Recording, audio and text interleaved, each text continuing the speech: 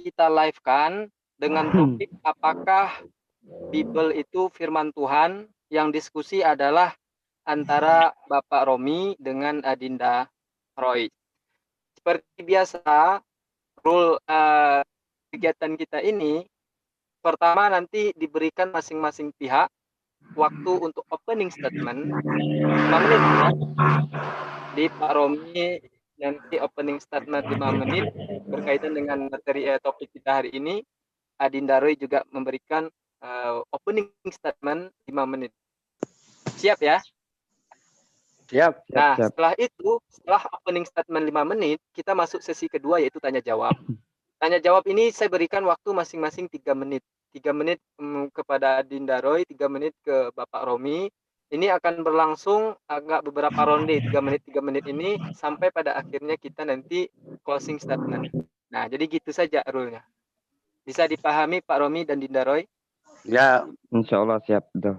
Dari segala kekurangannya ya, kita bukan manusia sempurna. Kita ngomong-ngomong seperti teman. Oh iya, benar Pak. Iya. Jadi siap ya. Untuk yang pertama, siapa ini yang mau memberikan... Bentar. Ini Agung Nugroho, ini Mbak Agung bukan? Ya benar, ini pendeta juga nih. Nah, ini pendeta juga Pak Romi. Oke. Bisa dibantu nanti sama pendeta. Siapa dulu? Shalom Pak Pendeta. Ya, salam Pak Agung Nugroho. Salam, selamat sore. Shalom. Ya. Mari Jadi, kita berdiskusi mencari jalan keselamatan kita masing-masingnya. Ya, Pak Romi. Ya. Oke. Sudah siap Adinda Roy? Insya Allah siap. Baik.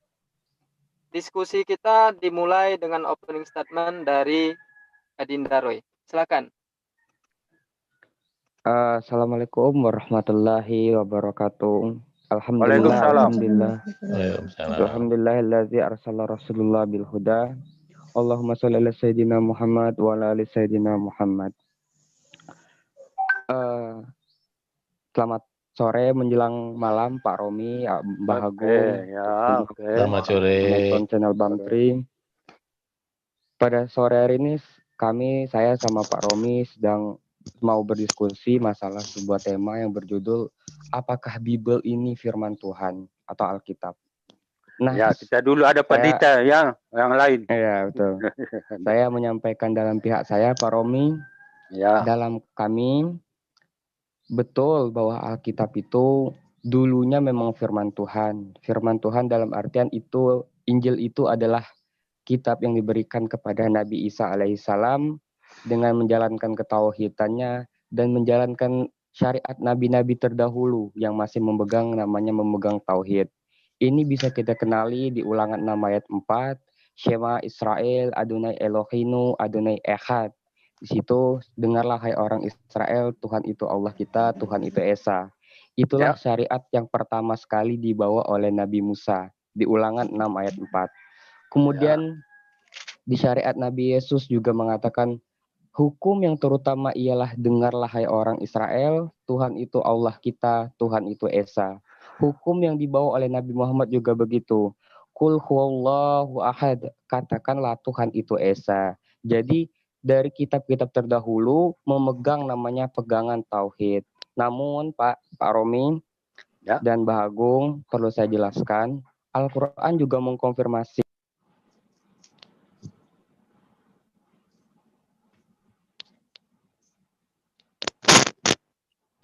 Kok putus? Putus atau bisa? Ya, sambung lagi. Tadi putus. Lanjut Aki Dinaroy, waktu berjalan terus. Kata Al-Quran, maka kecelakaan besarlah bagi orang yang telah menulis Alkitab dengan tangan mereka sendiri, kemudian menyerahkan kepada orang lain, terus berkata ini dari Allah.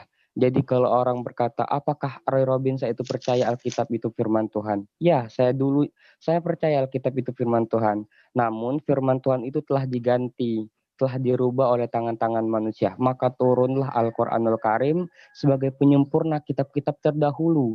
Dan juga sekaligus memberitahu kepada dunia bahwa kitab-kitab terdahulu itu sudah dalam bahasa halusnya adalah sudah dimanipulasi atau sudah dirubah. Sudah di ayat yang satu dengan ayat yang satunya lagi bertentang. Hukum tauhid itu sudah tidak ada lagi.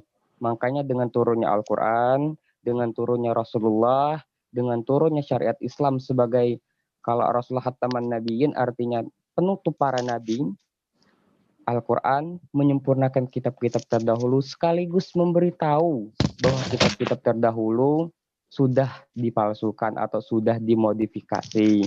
Tapi kita harus percaya karena kami ada Pak Romi dan Mbah Agung, kami ada namanya rukun iman. Salah satunya adalah iman kepada kitab-kitab Allah.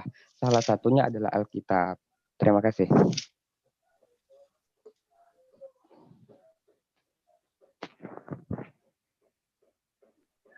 Masih ada waktu, Dinda Roy? Tidak dimanfaatkan? Cukup, alhamdulillah. Baik, terima kasih Dinda Roy, opening statement yang sangat bagus. Sekarang kita berikan kepada Bapak Romi maupun Bapak Pendeta Agung Nugroho untuk memberikan opening statement juga 5 menit. Silahkan, waktu berjalan seiring Bapak Romi ataupun Bapak Agung berbicara. Silahkan Pak. Ya, sebentar dulu, kami diskusi dulu. Siapa kita memberikan statement, open statement ini Pak Pendeta? Pak Romi aja. Oke. Saya kan belakangan datangnya. Iya, sama aja ya.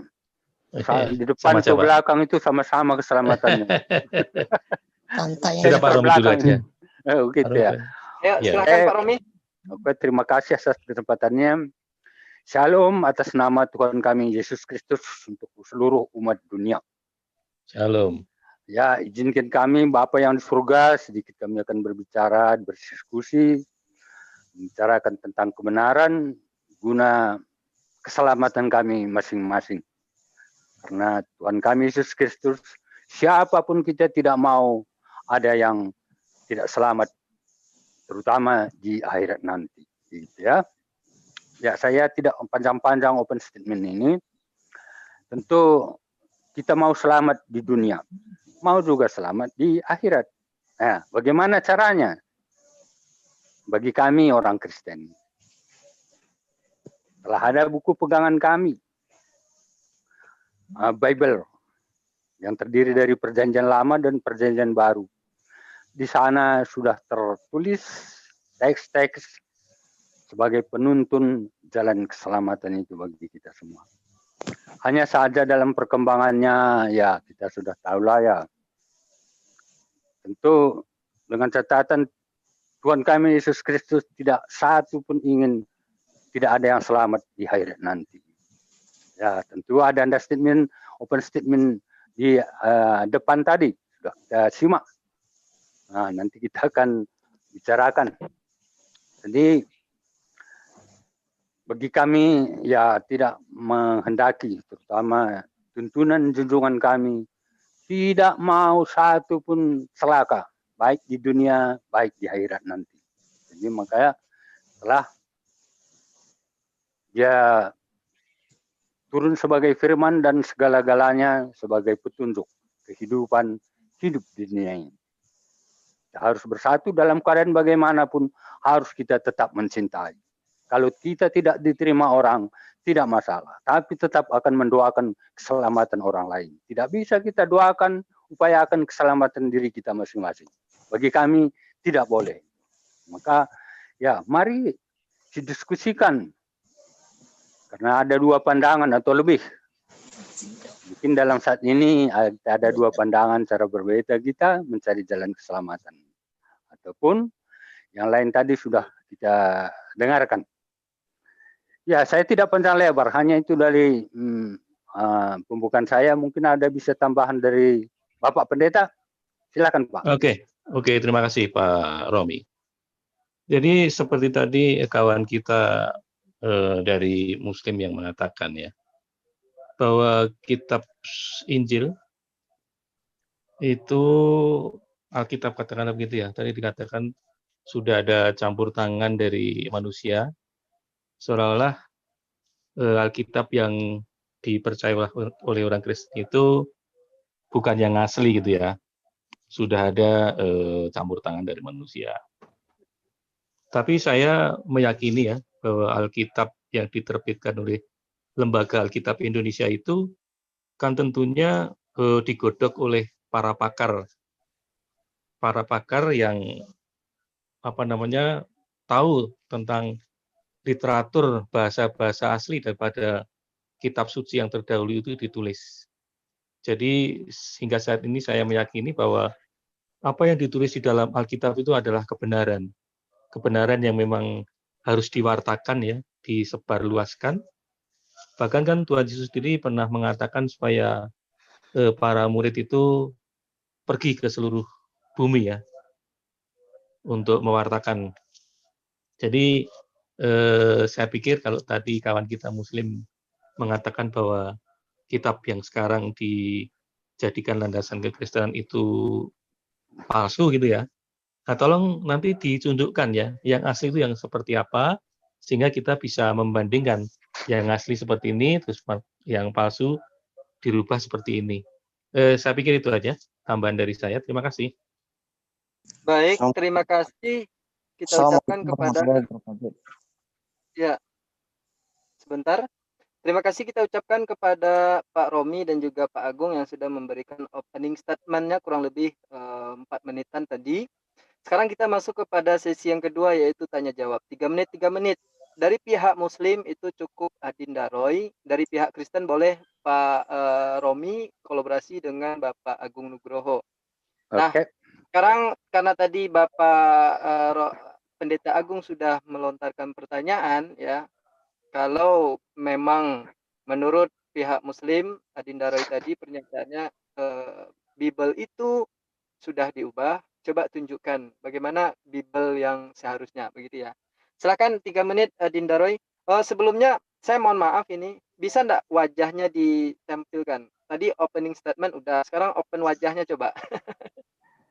Nah, begitu Adinda Roy, kan nampak gantengnya itu. Pak Romi juga. Oke, terima kasih. Silahkan Adinda udah Roy. Cukup kan? Cukup kan? Ya, mantap. Kalau tidak tampak wajah, itu kan sinyalnya lebih bagus. Ya, ternyata ganteng Pak wajah Pak Agung Nugroho ini ya. Oke, silahkan dilanjut 3 menit kepada Adinda Roy. Silahkan.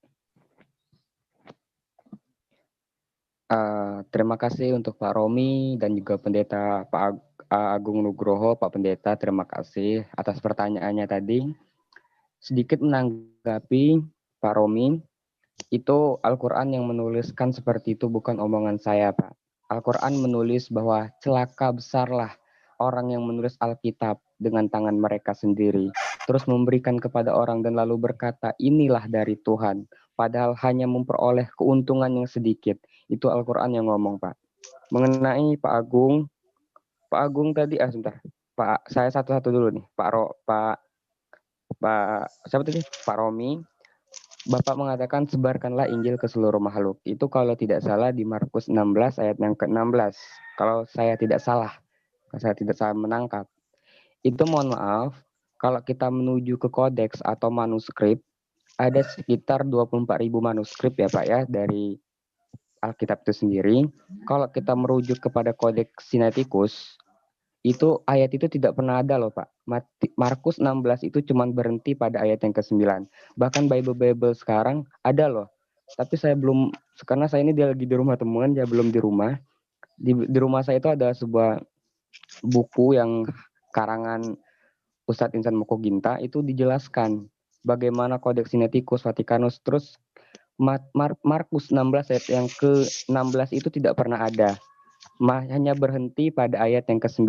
Jadi perintah minum racun, perintah berbicara dalam bahasa orang lain, terus sebarkanlah Injil ke seluruh makhluk, yaitu di Markus 16 ayat ke-16 itu tidak pernah ada. Nah, terus menanggapi lagi Pak Agung Nugroho. Pak Agung Nugroho ngomong kalau Roy Robinson ngomong Injil itu adalah palsu. Injil itu sudah tidak ada yang asli lagi. Terus mana yang asli? Kami butuh yang asli. Begini saya harus katakan tidak ada lagi yang asli. Karena itulah, itu kan salinan-salinan. Yang aslinya sudah tidak ada. Mohon maaf Pak, bukannya saya sok tahu ya. Matius setahu saya itu pakai bahasa Ibrani. Bahkan ini saya belum ke rumah soalnya, saya ada bukunya. Bahkan ada dari kutipan dari Mukadimah Alkitab tahun 1900 berapa gitu, bahwa Matius itu yang pertama bukan Matius muridnya Yesus yang menulis Alkitab, tetapi Matius lain, bukan Matius. Matius muridnya Yesus adalah Matius pemungut cukai. Terus di Mukadimah itu ada sesuatu yang sangat bagi saya belum buka bukunya ya. Saya belum ambil bukunya di rumah, saya lagi di rumah teman nih. Di ayat di Mukadimah itu ngomong bahwa Matius itu sudah tidak ada lagi yang asli. Hanyalah salinannya saja. Makanya yang asli itu sudah tidak ada. Matius itu seharusnya pakai bahasa Ibrani.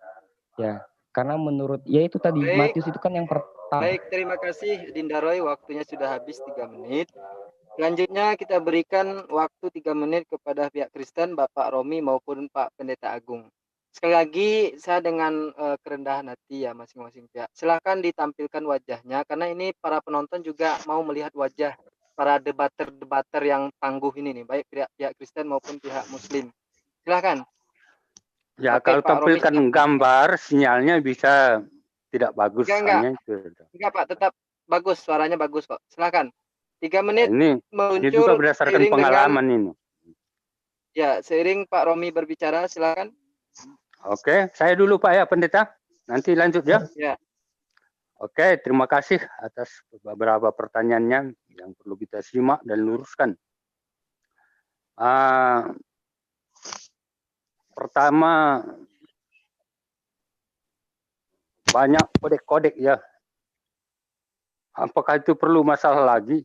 Kodek-kodek itu. Kalau secara ilmuwan sejarah masih diperlukan. Tapi bagi kita sekarang ini tidak boleh dihindari lagi dulu. Apa yang tertulis sekarang ini, itulah. Kalau mau belajar ilmu sejarah ya boleh aja. Kodek semuanya itu boleh aja dipelajari itu. Tapi kita harus konsekuen. Apa yang tertulis sekarang ini tidak ada yang bisa mencoretnya. Apa adanya itulah dia. Itu kalau dari Alkitab. Itu yang menjadi landasan bagi kita semua. Yang tidak tertulis, yang begini sana. Itu bagaimana nggak bisa dipegang itu. Yang bisa dipegang apa adanya dalam Alkitab itu. Baik Perjanjian Lama, Perjanjian Baru. Tidak boleh intervensi satu pun kata-kata itu. Satu jota pun tidak boleh dicoret. Itu konsekuensinya begitu, ya. Jadi macam-macam kode itu boleh-boleh aja. Itu kan ilmuwan. Boleh secara pelajaran sejarah itu oke-oke saja itu. Tapi yang penting sebagai tuntunan Alkitab itu apa yang tertulis di sana itulah. Itu konsekuensinya. Senang atau tidak senang itulah. Jangan dicoret. Ini udah palsu. Itu nggak bisa. Apa yang tertulis di sana itulah. Terputus Pak Romi. Itu ya. Hah? Agak terputus tadi suaranya sedikit. Oh ya, sudah jelas atau belum ini? Halo? Bisa ya, lanjut simak Pak, suara saya 1 menit lagi Pak. Oke. Mungkin season ini saya sedikit. Matius ditulis dalam bahasa Ibrani katanya. Tidak benar itu. Itu ditulis dalam bahasa Yunani. Mereka boleh berbicara dengan bahasa apapun. Apakah bahasa Ibrani? Bahasa apa saja pun waktu itu dalam komunikasi boleh-boleh saja. Tapi faktanya Injil itu ditulis bahasa Yunani. Itu jangan dikotak-katik lagi. Nggak bisa. Kalau meraba-raba, iya, Yesus itu bisa berbahasa apa saja. Dengan segala bahasa dia bisa. Dia adalah Tuhan. Tapi itu tidak penting. Injil itu ditulis dalam bahasa Yunani. Kalaupun mereka dulu berbahasa Ibrani lain sebanyak boleh-boleh aja, tapi mereka paham. Tapi semua pembicaraan komunikasi yang ada dengan Tuhan Yesus itu ditulis dalam bahasa Yunani, gitu. Iya, baik, terima kasih gitu. Pak. Ini waktunya sudah habis 3 menit. Sekarang waktunya Dinda Roy untuk menanggapi. Sebelumnya juga kepada Dinda Roy, oh ya sudah dibuka ya videonya ya. Nanti Pak Romi mungkin bisa duduk di tempat yang jaringannya agak bagus Pak Romi, biar jelas nggak putus-putus. Pak Nugroho juga. Silakan. Ya, makanya Roy, dimatikan gambarnya supaya lebih bagus kan gitu. Pengalaman saya nggak apa-apa. Oke, silakan dilanjut Adinda Roy.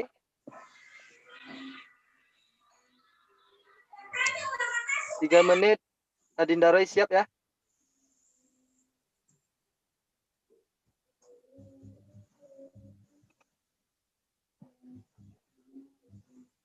Ya, ini kayaknya jaringan nih di tempat Adinda Roy ini.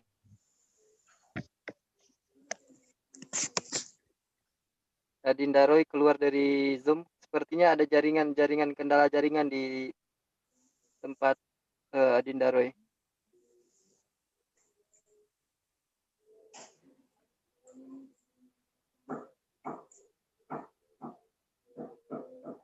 Baik, sambil menunggu Adinda Roy, di sini kan juga ada pihak Muslim yang lain. Ada yang mau menanggapi pernyataan Pak Romi tadi? Silakan. Halo. Oke, silakan. Halo, terima kasih atas kesempatannya ya. Saya Ya, ingin mungkin tidak. Halo. Oh ya sudah. Aduh, maaf ya tadi jaringan Oke. ini.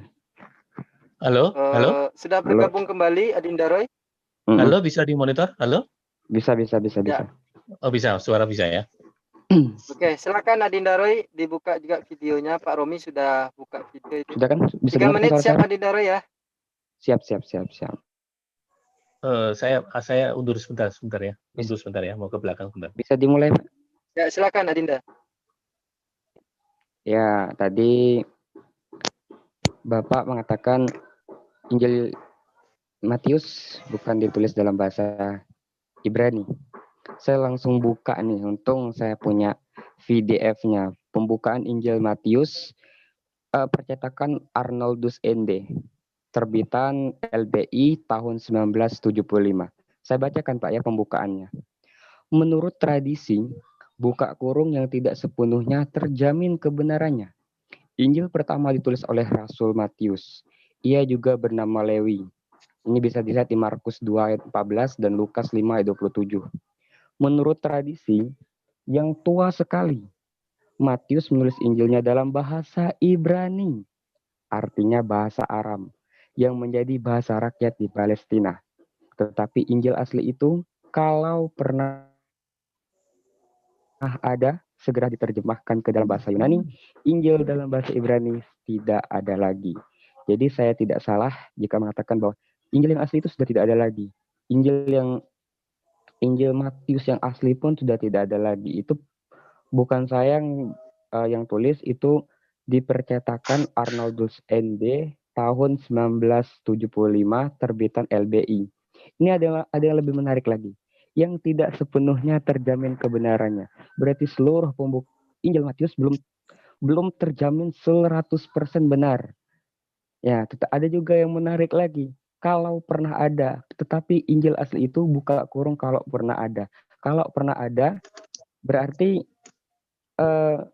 Injil itu belum tentu ada. Ini saya kasih sama Bang Bantri, kalau bisa di grup kita Bang, di screen itu. Bisa nggak Bang Bantri? Munculkan screen-nya Bang. Silakan. Di grup. Udah saya kirim tuh fotonya. Oh ya, sebentar. Oke. Nah, Waktu itu saya post percetakan ya. Arnoldus ND. Waktu saya di close dulu. Ya, silakan dilanjut Adinda Roy. Mukanya boleh. Oke. Nah, jadi saya tidak salah jika mengatakan Injil Matius itu dalam bahasa Ibrani. Karena Yesus pun itu dalam bahasanya pasti bahasa Aramik. Karena kalau bahasa Ibrani itu hanya khusus untuk rabi-rabi pada zaman itu. Tapi kalau bahasa Aramik itu bahasanya Yesus. Jadi Yesus itu bahasanya bahasa Aramik. Logikanya gini, kalau Yesus ngomong Aramik, nggak mungkin kan Matius nulisnya itu dalam bahasa Yunani. Pikiran saya pasti Matius itu nulisnya dalam bahasa yang sama seperti bahasanya Yesus. Karena dia kan, oke lah, Matius itu sebenarnya bukan muridnya. Dari keempat Bible tidak ada satupun murid-muridnya Yesus. Matius, Markus, Lukas, Yohanes bukan muridnya Yesus. Bahkan Yohanes masih diragukan antara itu muridnya Yesus ataupun orang lain. Jadi saya tidak salah, Al-Quran tidak pernah salah kalau mengatakan bahwa Alkitab itu sudah dipalsukan. Baik, terima kasih Adinda Roy. Waktunya sudah habis ya. Kita Bisa berikan dibesarin 3 nggak Bang menit Arnoldus juga ND-nya? kepada Bapak. Screen-nya Oh ya, itu ini saya yang besarkan. paling penting itu screen itu. Oke. Ini ya. Tuh, ya menurut Silakan Pak tradisi Romi, yang 3 tidak menit. sepenuhnya terjamin kebenarannya. Ya, sudah Pak Dinda, sudah habis waktu Dinda. Silakan Pak Romi, tanggapi 3 menit juga buat Pak Romi. Oke, ya, makasih. Kan kalau kita beda pandang, beda pengetahuan kan sah-sah saja kan. Iya Pak. Ya, sudah saya katakan tadi ya. Murid-murid Yesus sama Tuhan Yesus itu, dia bisa berbahasa apa saja. Khususnya dari antara dia mereka itu ya bahasa Aramaik, bahasa Ibrani. Tapi ditulis dalam buku kitab Yunani. Itu nggak, kalau pengetahuan macam-macam apapun boleh itu boleh-boleh aja. Harus kita konsekuennya. Apa yang tertulis dalam Bible itu nggak bisa dicoret itu. Itu harus kita pahami itu. Itulah buku kami. Kalau diobok-obok, no, banyak. Kami juga bisa mengkritisi seperti itu. Tapi itukah kebenaran? Judul kita, apakah Bible itu firman Tuhan? Akan mengarah ke sana gitu ya. Apakah bahasa Aramaik? Apakah bahasa Ibrani? Apakah bahasa Yunani? Tidak terlalu masalah. Apakah bahasa Ibrani, bahasa Aramaik, bahasa Yunani? Benar. Benarkah itu firman Tuhan? Kan sasaran kita ke sana. Kalau sejarah, bertemu dengan sejarah nanti kita begitu ya. Dikatakan bahwa Matius itu bukan murid Yesus. Kalangan Islam, saudara kami semuanya itu. Murid Yesus itu ada berapa? 12 kah? 70 kah? Atau ada di luar 70? Ya, mungkin itu Anda tidak pahami. Matius itu berada di muridnya yang ke-70 itu. Bukan yang ke-12. Begitu yang lain-lainnya itu. Makanya ya, boleh aja kita, pengetahuan kita berbeda. Pengalaman kita berbeda. Pengetahuan kita berbeda. Kan begitu ya. Kalau Alkitab itu semuanya ya, boleh aja dinyatakan tidak benar semuanya. Dengan catatannya. Karena kita belum paham. Kalau kita udah paham, ya, oh iya. Nanti begitu jawabnya. Kalau kita belum paham ya kita nyatakan salah. Itu belum tentu. Ya, gitu ya. Kalau Alkitab itu bukan begitu ya. Jadi sabar dulu. Jangan dulu coret. Kalau kita tidak paham, jangan dicoret. Itu salah. Itu salah. Salah besar itu. Belum paham. Kami juga masih banyak yang belum paham. Ya, jangan dipersalahkan yang tidak paham. Yang sudah paham aja kita laksanakan, itulah jalan keselamatan. Jangan bicarakan yang tidak paham. Gak ada gunanya itu, bukan jalan keselamatan. Bagi kami jalan keselamatan adalah simpel saja. Bukan karena ilmunya tinggi selangit itu, tidak. Itu penting, itu perlu untuk pembelajaran. Hanya kepentingannya di situ, tapi tidak menjamin ilmu yang tinggi itu mencapai keselamatan. Keselamatan, kebenaran dari Alkitab itu, firman Tuhan itu hanya simpel. Kami mengaku tidak mampu melakukan hukum Taurat itu secara pasti, secara benar. Maka Tuhan Yesus memberi kami jalan keselamatan melalui anugerah. Begitu. Lalu jalan keselamatan kami di dunia, keselamatan di dunia adalah menjalankan kasih di dunia. Belum sampai kita kepada Alkitab itu apa firman Tuhan, belum sampai. Ya, lanjut. Oke, terima kasih. 3 menit sudah habis dimanfaatkan dengan baik oleh Pak Romi. Selanjutnya kepada Adinda Roy. Kembali ya, kita harus fokus kepada apakah Bible itu firman Tuhan. Silakan Adinda Roy. 3 menit. Terima kasih Pak Romi, penjelasannya dalam sudut pandang agama beliau saya menghargai, karena kita harus menghargai teman debat. Itulah pandangan beliau, itulah pandangan agama beliau. Saya sedikit saja sebenarnya bertanya, apa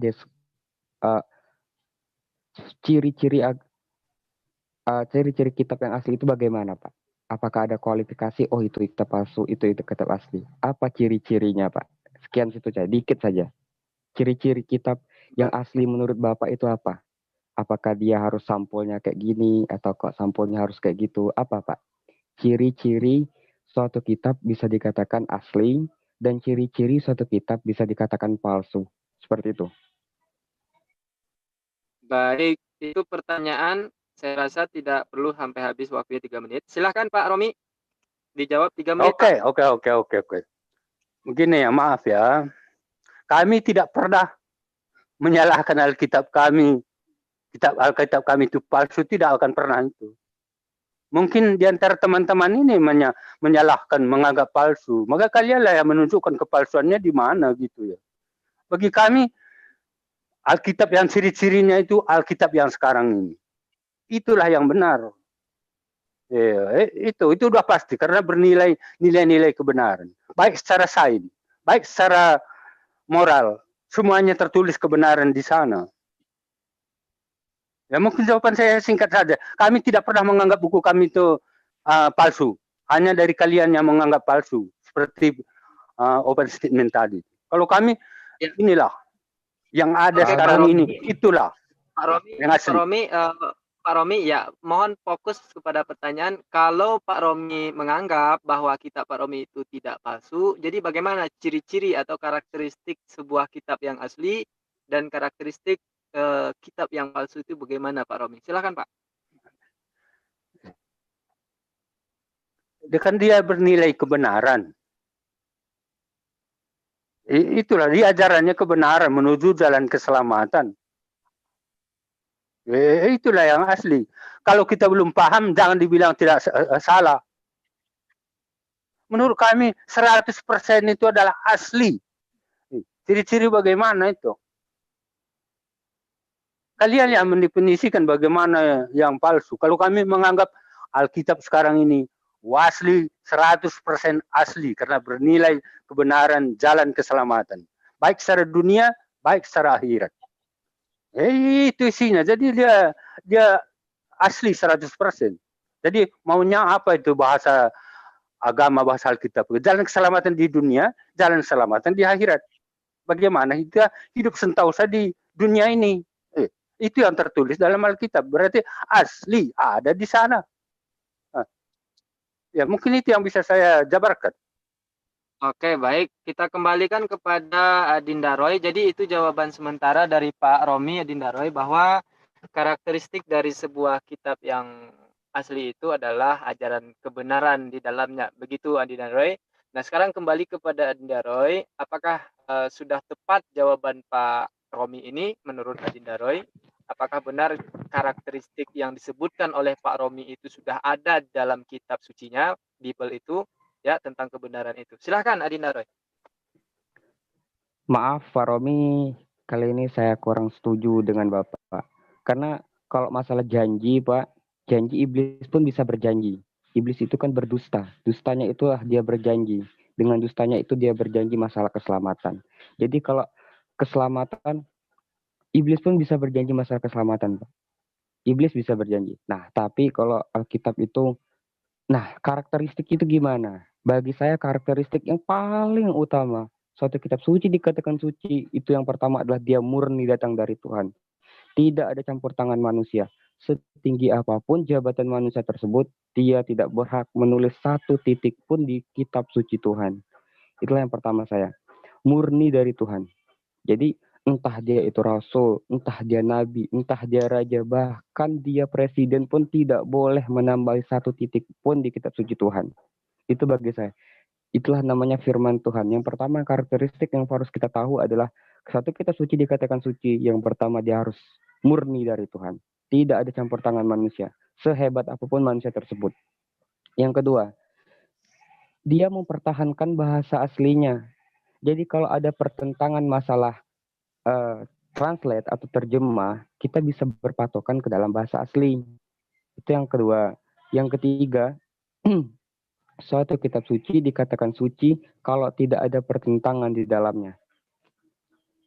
Kalau ada satu ayat ngomongin A, ayat yang lain ngomongin B, berarti gugurlah kitab suci tersebut. Di sidang, Pak Romi mungkin Pak Romi yang tahu karena dia bagian Kemenfo.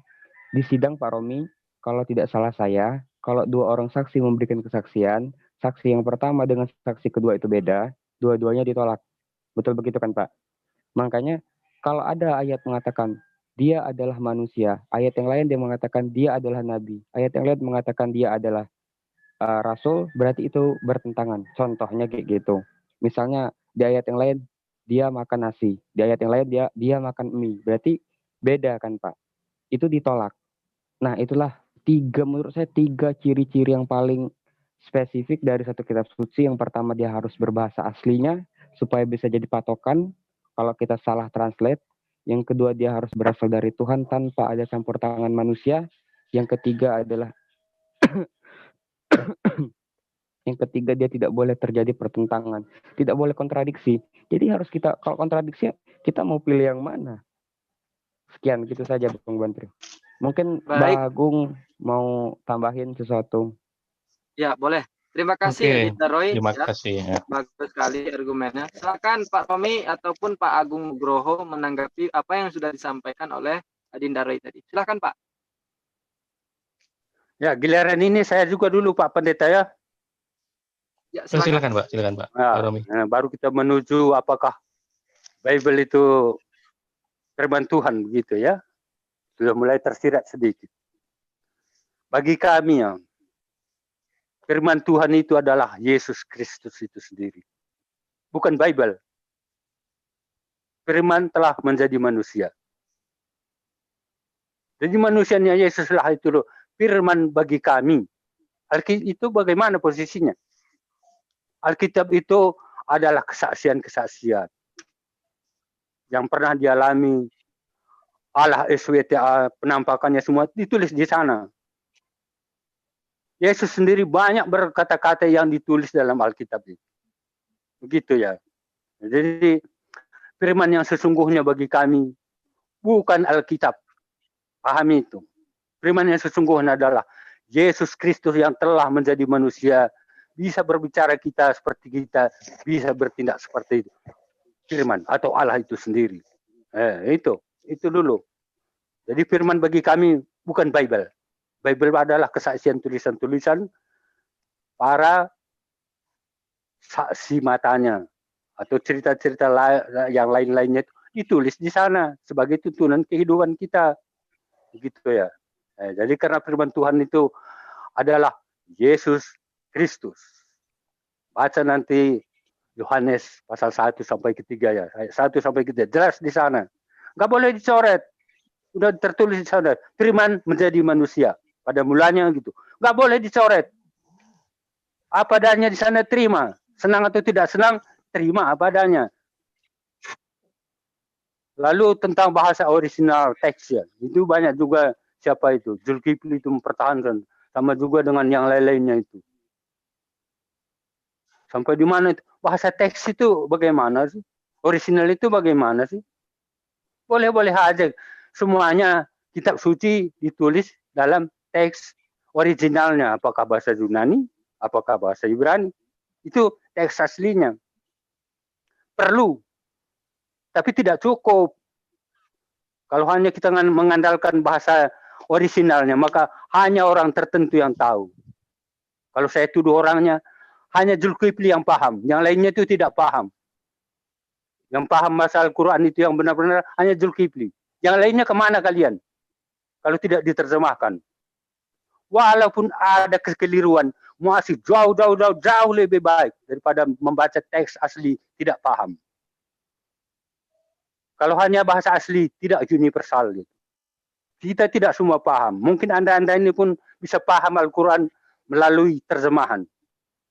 Coba ada bahasa original teks. Nggak ada yang paham. Hanya Anda sendiri. Itu pun harus diterjemahkan ke dalam bahasa Arab juga. Kalau hanya bahasa yang baca, ya itu aja tidak berkembang, tidak universal. Maka harus diterjemahkan supaya semua makhluk di dunia ini bisa memahami. Ada kesalahannya, kita akui. Maka ada pembaruan tahun lepas tahun sesuai dengan kemampuan zaman memahami teks-teks aslinya itu. Jadi perlu, jangan dikebirikan itu teks terjemahan. Kita paham dari sana itu. Yang duduk di sini ini adalah merasa dari terjemahan semua. Siapa yang paham bicara Al-Quran benar-benar 100%? Saya jamin tidak ada itu. Ada perkembangan-perkembangan kena istilah. Zaman ke zaman. Apalagi zaman Nuh. Nggak ada istilah sekarang ini Zoom. Dulu nggak ada Zoom di sana. Hanya pertemuan-pertemuan gitu ya. Jadi harus diterjemahkan dengan ada lagi. Ada pemandangannya begini. Kalau ada pemandangan dua yang tidak sama, apakah salah? Belum tentu. Makanya kalau tidak paham jangan coret dulu. Coba lihat gajah dari depan dari belakang sama apa tidak? Gajah adalah hidungnya panjang. Ada melihat gajah adalah kupingnya lebar. Lihat dari belakang. Bendanya sama. Begitu, Bung. Jadi jangan langsung dicoret dua pandangan yang sampai sekarang kita belum pahami dianggap salah. Itu tunggu dulu. Jangan dianggap salah gitu ya. 4 saksi mencari kebenaran tentang Yesus. Ada 4 daripada Injil itu menyaksikan betul-betul karena Yesus. Ada 4 saksi. Apakah kurang? Kalau kurang, ada surat-surat Rasul Paulus menyaksikan. Ada 5. Kurang lagi, masih ditambahi lagi karena saksi ya tentang Yesus Kristus adalah firman daripada Tuhan itu sendiri. Ada 4 saksi atau 5 saksi, surat-surat daripada semuanya itu gitu. Ya, jadi apalagi yang mau ditanyakan, apalagi yang mau diragukan tentang Alkitab itu ya. Silakan. Oke, baik. Terima kasih Pak Romi. Ada yang menarik tadi dari pernyataan Pak Romi bahwa Bible itu bukan firman, yang firman itu adalah Yesus itu sendiri. Begitu ya. Silakan ya. Adina Roy silakan ditanggapi. Ya, saya sedikit menanggapi Pak ya. Bapak tadi mengatakan betul dalam terjemahan yang sekarang itu ada missing translate atau kesalahan translate, betul Pak Romi ya. Bapak Romi mengakui kalau terjemahan yang sekarang ini ada kesalahan. Nah, tadi Bapak menyinggung masalah Al-Quran. Al-Quran kan mempertahankan bahasa aslinya. Ketika suatu kitab tidak memiliki manuskrip asli atau bahasa asli, maka sulit dikatakan terjemahan itu benar, Pak. Bagaimana kita mau mengetahui bahwa terjemahan itu benar kalau yang aslinya sudah tidak ada lagi? Bagaimana kita mengakui bahwa kitab itu benar? Manuskripnya ini, bahasanya ini. Padahal bahasa aslinya sudah tidak ada lagi. Yang ada hanya salinan-salinannya saja. Betul kan? Terus saya sudah saya Bang Bantri minta screen tadi. Boleh tampilin Bang? Nah, di situ kan ada pembukaan Injil Yohanes. Ada ini pembukaan Injil Yohanes lagi.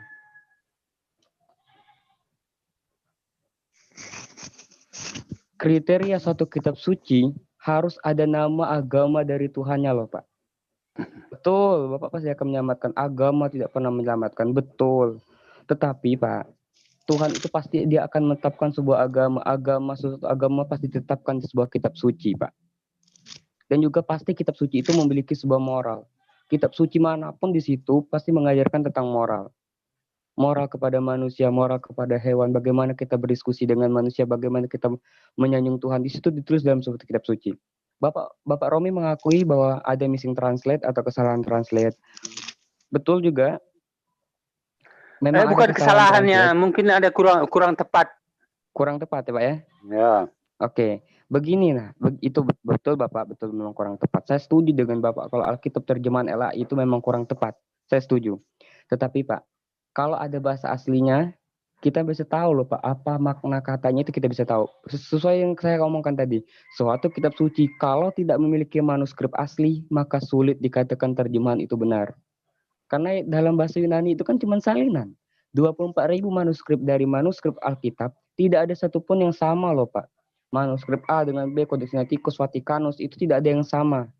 Bahkan kalau kita mau adu kodeks, yang paling tua kan Codex Sinaiticus, adu kodeks.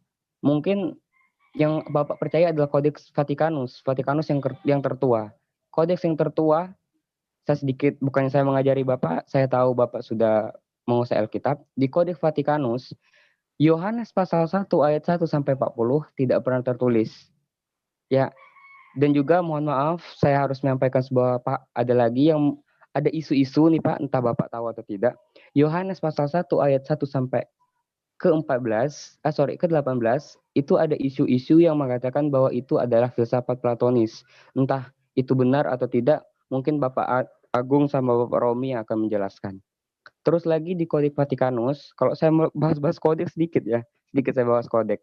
Di Kodeks Sinaiticus, Markus 16 itu cuma berhenti pada ayat yang ke-9. Jadi di sini kan ada namanya penambah-nambahan ayat.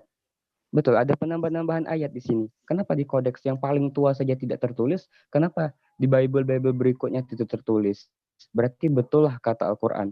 Kecelakaan besarlah orang yang menulis Alkitab itu dengan tangan mereka sendiri. Kemudian memberikan ini kepada manusia dan berkata, ini dari Tuhan. Dengan maksud mendapatkan keuntungan yang sedikit. Al-Quran memang tidak pernah salah. Betul, terjadi Bapak tadi mengatakan terjadi kesalahan terjemah. Betul lagi Bapak mengatakan terjemahan sekarang ini ada sedikit salah. Bapak tadi mengatakan lebih baik terjemahannya salah daripada tidak ada bahasa aslinya. Saya rasa itu kurang Pak. Karena kalau ada bahasa aslinya, kemungkinan translate itu betul hampir 90%. Kalau bahasa aslinya sudah tidak ada, hanyalah salin-salinannya yang ada, kemungkinan translate benarnya itu mungkin di bawah 50%. Karena apa? Ya tadi, bahasa Ibrani, bahasa Yunani, itu ada nama orang, nama tempat, nama anggota tubuh, atau nama hewan, atau nama tumbuhan, itu tidak bisa diterjemahkan. Misalnya, kalau bahasa Yunani itu God. Oke, itu Tuhan. Tapi God itu dalam bahasa Yunani artinya lain. Makanya salah translate itu memang kalau bahasa salinannya, kemungkinan kebenaran translate itu di bawah 50%. Tetapi kalau bahasa aslinya ada, kemungkinan benarnya itu 90%, Pak. Karena antara bahasa asli dengan terjemahan beriringan. Kalau terjemahannya salah, bahasa aslinya akan mendukung. Kalau terjemahannya salah, bahasa aslinya akan mendukung terjemahan. Mana yang betul? Makanya yang pertama tadi, suatu kitab suci dikatakan suci, haruslah murni dari Tuhan. Al-Quran itu murni dari Tuhan. Tetapi mohon maaf, Alkitab ada taman Paulus, Markus, Matius, Lukas, Yohanes. Dan itu ya, terima kasih Adinda Roy, pernyataan yang sangat baik, sangat bagus ya. Ini mungkin tanggapan terakhir dari Bapak Romi sebelum kita nanti closing statement. Silakan Pak Romi. Ya mungkin Bapak Pendeta bisa nambahi supaya kita berdua. Kalau saya gregetan saya itu menjawab pertanyaannya itu gitu. Tapi mari kita berbagi tugas. Oke, boleh Pak Agung, silakan Pak Agung. Dibuka videonya Pak. Oke. Kalau tidak siap saya sambung, gregetan saya itu. Iya, oke. Terima kasih. Jadi memang idealnya sebetulnya diskusi itu kan mempersaksikan ya apa yang diimani atau diyakini kan begitu ya. Sementara tadi saya merenung sejenak gitu ya, ketika apa yang tertulis di dalam Alkitab yang ditulis sudah ribuan tahun yang lalu, kemudian mungkin sudah menyebar ke seluruh bumi ya, ke seluruh bumi, diimani, diyakini, dijalani gitu kan. Ini memang agak sulit kalau dikatakan bahwa Alkitab kita beberapa bagian dianggap tidak sesuai dengan aslinya. Ini justru saya malah berbalik menduga, jangan-jangan kawan-kawan kita Muslim ini sudah dikunci di lock gitu, di lock hatinya bahwa Alkitab itu sebetulnya tidak benar, di lock seperti itu.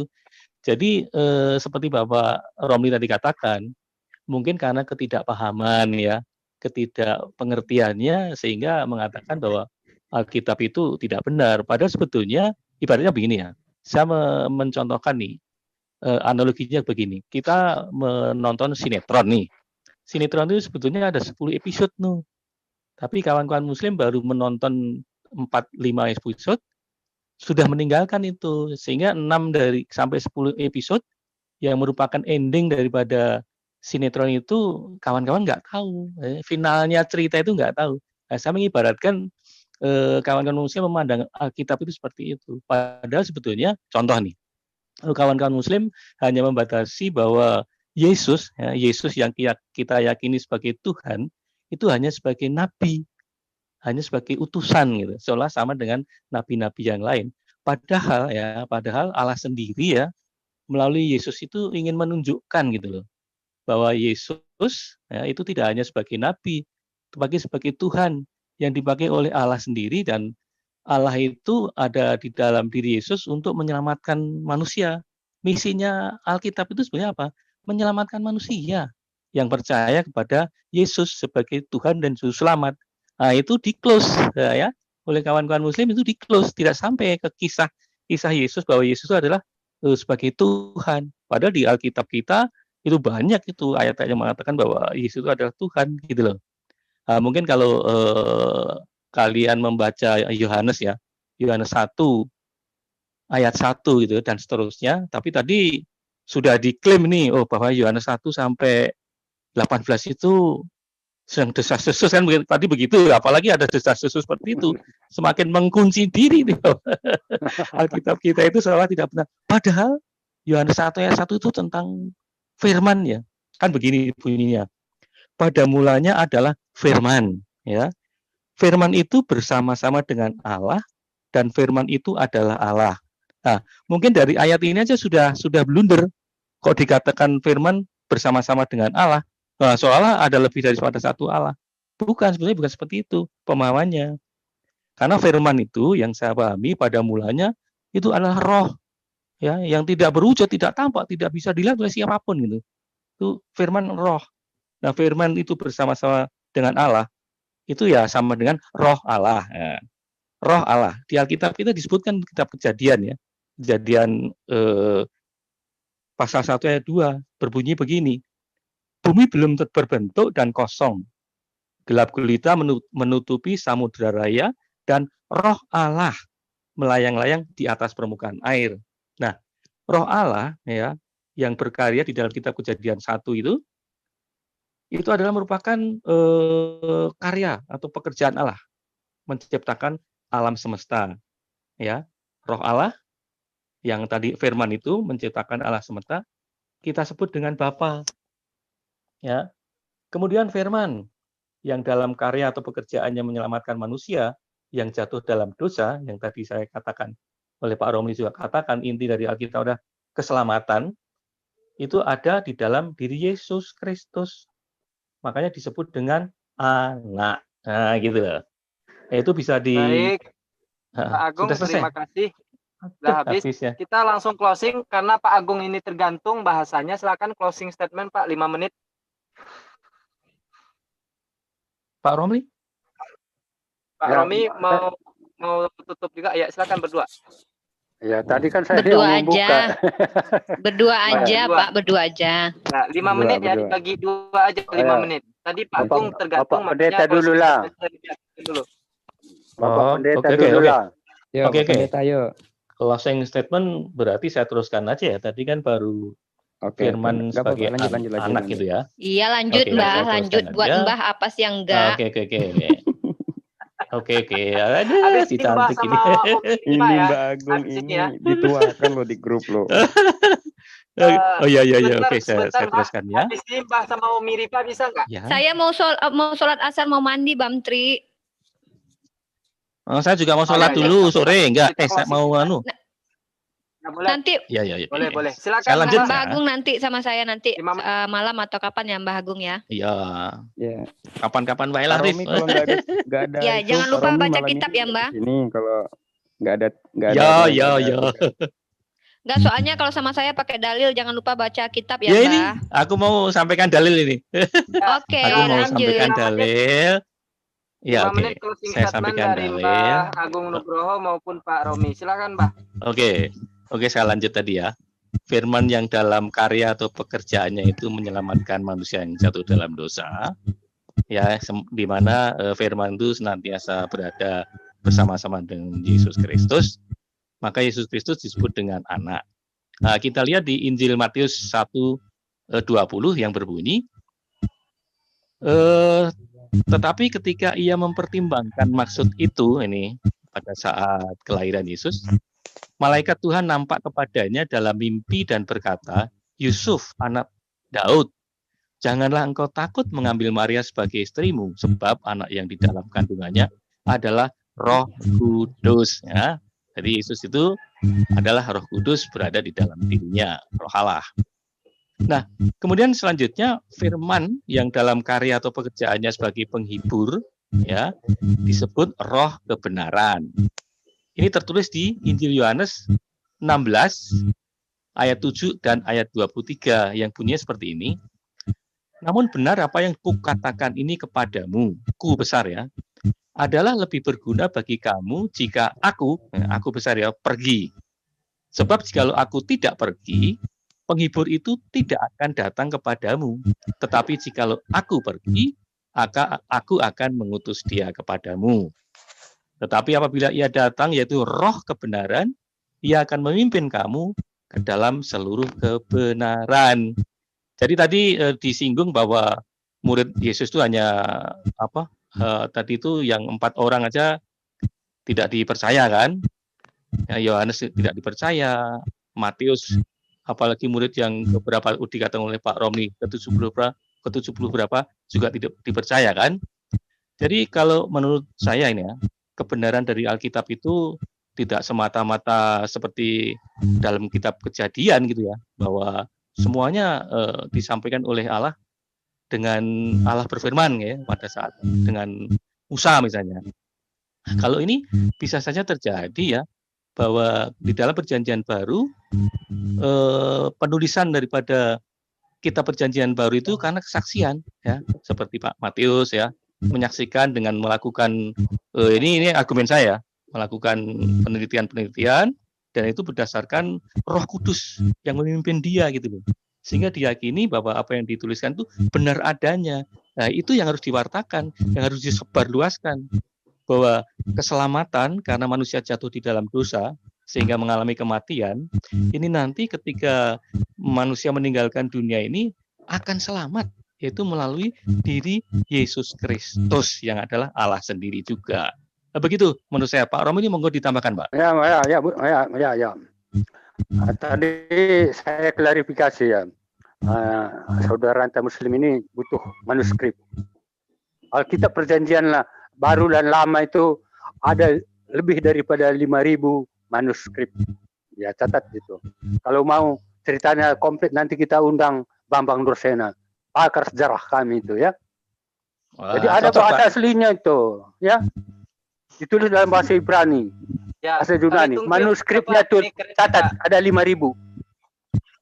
Itu harus diterjemahkan supaya bisa diimplementasikan secara universal setiap bangsa, setiap suku di dunia. Tidak bisa dalam bahasa aslinya saja. Itu tidak terpakai itu. Kecil itu makainya itu. Ya. Kalau saya cukup belajar keselamatan. Ilmunya penting, tapi itu tidak menjamin keselamatan itu sendiri. Itu bagi saya cerita tentang keselamatan firman Tuhan itu oke, gitu ya. Ini tambahan dari saya. Masih ada waktu Pak Nugroho. Masih ada waktu ini. Silakan. Oke, jadi benar seperti yang dikatakan Pak Romi tadi, bahwa Alkitab kita memang tidak pernah berubah dari sejak kitab suci yang aslinya itu hingga sekarang diterjemahkan itu tidak pernah berubah. Karena di dalam Alkitab kita itu kan juga ada perjanjian lama, itu sebelum kedatangan Yesus kan. Yesus pun tidak merubah satu titik pun dari pada kitab-kitab yang terdahulu. Nah, itu Alkitab kita yang kita yakini hingga sekarang itu adalah kebenaran yang sejati. Tapi tentang teman-teman yang mengklaim bahwa Alkitab Kristen itu dipasukan, tadi kan saya pernah bilang, tolong dong tunjukkan yang aslinya seperti apa, sehingga kita bisa membandingkan mana yang asli dan mana yang palsu. Terima kasih Pak Agung. Terima kasih kembali. Pak Romi, waktunya kita habis ya. Tadi saya tertarik dengan pernyataan Pak Romi, diundang ya Pak ya, Pak Bambangnya ke sini ya, ke Zoom-nya. Kalau kita mau mendalami sejarah ilmuwan, itu bukan jalan keselamatan. Kalau jalan keselamatan cukup saya sendiri. Iya, boleh Pak. Nanti kalau mau menimba ilmu ada. Ya, kita diskusi ya. Temuan surat Laut Mati nanti manuskrip di sana diturunkan lebih dari 5.000 lembar. Oke, baik. Selanjutnya kita berikan waktu kepada Adinda Roy yang sudah siap untuk memberikan closing statement. Silakan Adinda Roy. Ya, terima kasih Pak Romi. Halo, kedengaran nggak suara saya? Dengar. Bagus. Terima kasih Pak Romi, Pak Pendeta Agung. Sekali lagi Pak Pendeta Agung minta saya mana yang asli Pak. Tadi Bapak nggak mungkin belum baca ya screen dari Bang Tri tadi saya sudah kasih. Injil yang asli itu sudah tidak ada lagi. Matius yang berbahasa Ibrani itu sudah tidak ada lagi. Yang hanya ada itu hanyalah salinan dalam bahasa Yunani. Jadi saya tidak salah. Kalau Bapak minta bahasa aslinya, minta mana yang aslinya, itu sudah tidak ada. Tidak ada lagi, yang hanya ada hanyalah salinannya saja. Lagi tadi Pak Romis, mohon maaf Pak, suatu kitab suci itu dikatakan suci kalau ketika kitab suci tidak memiliki manuskrip asli atau bahasa aslinya Pak, maka manuskrip tersebut sulit untuk diterjemahkan. Maka sulit dikatakan terjemahannya itu benar Pak. Karena apa?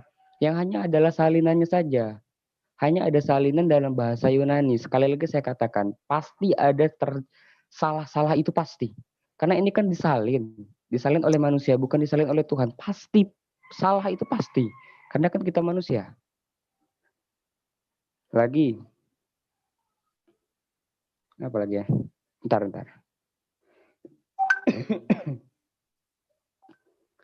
Nah, suatu kitab suci dikatakan suci kan tidak kontradiksi salah satunya, Pak. Tadi saya belum menyampaikan tidak kontradiksi antara ayat satu dengan ayat yang lainnya. Saya sudah sampaikan tadi. Saya lihat di Alkitab banyak sekali kontradiksi. Kontradiksi dalam hal jumlah banyak. Kontradiksi dalam hal saksi juga banyak. Bahkan pertaubatan Paulus pun banyak kontradiksinya. Kalau kita mau berpikir lagi, sebenarnya Alkitab ini tidak lengkap. Karena yang hanya ada itu adalah perjalanan Yesus dari umurnya 12 tahun sampai dengan umurnya 30 tahun. Sampai sekarang umurnya 13 tahun sampai umurnya 29 tahun belum ada. Markus 9 ayat 18 bertentangan dengan Markus 5 ayat 23.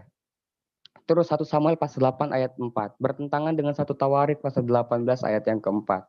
2 Raja-Raja pasal 8 ayat 26 itu bertentangan dengan 2 Tawarik pasal 22 ayat yang kedua. Jadi pertentangan di sini kan banyak, Pak. Suatu kitab suci dikatakan suci kalau tidak ada pertentangan, biar manusia itu tahu loh. Taunya apa? Kalau yang ini bilangnya A, yang lainnya bilang B, kan nggak bisa diambil. Karena tadi kalau suatu persidangan saja, kalau persidangan dua orang saksi memberikan kesaksian, saksi A yang ngomongin, saksi satu ngomongin A, saksi dua ngomongin B, dua-duanya tidak bisa diambil. Berarti betul lah kata Al-Quran, bahwa kitab ini bukan lagi dari firman Tuhan, tetapi dari tangan manusia, tulisan tangan manusia, dengan tujuan mendapatkan keuntungan yang kecil. Betul berarti.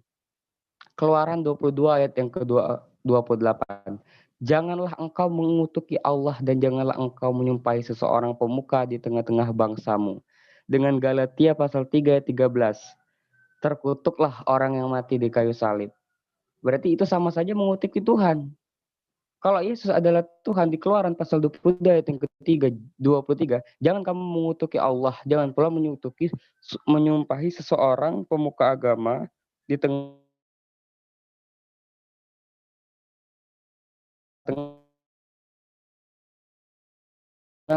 bangsamu.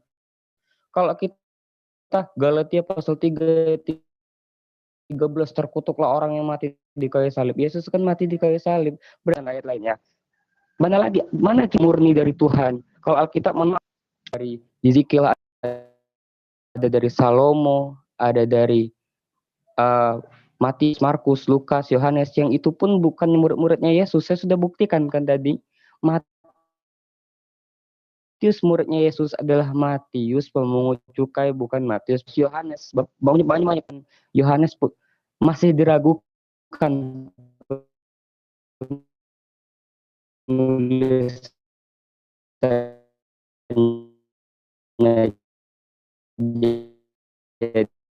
jadi betullah kata Al-Quran tadi, betullah kata Allah dalam Al-Quran, bahwa Alkitab itu tangan manusia kemudian diberikan kepada orang dengan kecil. Masalah kodeks, mohon maaf Pak Romi, sedikit, pasal 1 ayat 1 sampai 18 tidak pernah tercatat di Kodeks Vatikanus.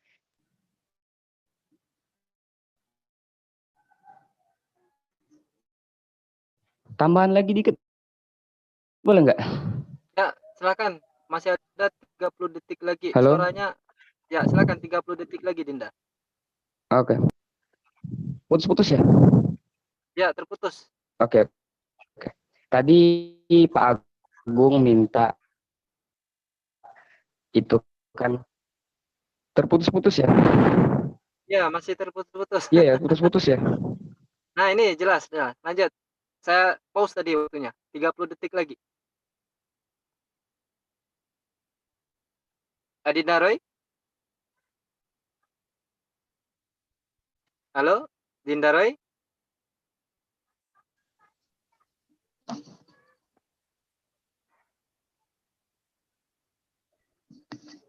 Ya, halo. Putus Dinda kan? Roy? Udah bisa. Halo. Ya, Oke, udah. silakan 30 detik Oke, lagi. maaf ya Manfaatkan. jaringan soalnya. Ya, Oke. nggak apa-apa. Tadi Pak Agung membacakan Yohanes 1 ayat 1. Pada mulanya adalah firman itu berasal dari bersama-sama dengan Allah. Firman itu adalah Allah. Yang pertama, kesalahannya yang pertama itu tidak pernah tertulis di kodeks yang paling tua, yaitu Kodeks Vatikanus. Dan ada lagi yang mengatakan itu adalah filsafat Platonis, bukan kaum kami. Saint Augustine yang ngomong loh Pak, bukan saya, bukan Roy Robinson yang ngomong, Saint Augustine yang ngomong. Jadi kalau mau jontos-jontosan sama Saint Augustine, bukan sama Roy Robinson. Terus Baik, lagi, terima kasih. aduh, udah habis ya. Oke lah.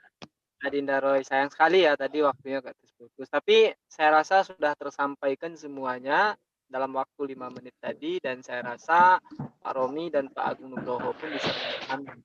Oke, terima kasih saya ucapkan kepada kedua belah pihak, pihak Kristen dan juga kepada pihak Muslim. Pihak Kristen yang diwakili oleh Pak Romi dan Pak Agung, terima kasih.